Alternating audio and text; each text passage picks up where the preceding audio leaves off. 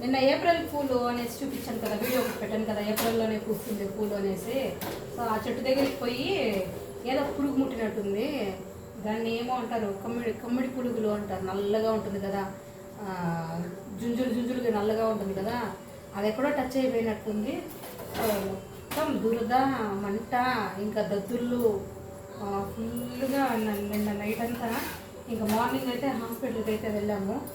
వెళ్తే ఇంకా వాళ్ళు ఏదో ఎలర్జీ అయింది, ఒకటి ఫుడ్ నుంచి అయి ఉంటుంది, లేకుంటే అదే ఏదైనా పురుగు ముట్టిందేమో అనేసి ఇంజక్షన్ అయితే ఇచ్చారు, యాంటీబయాటిక్ అవన్నీ.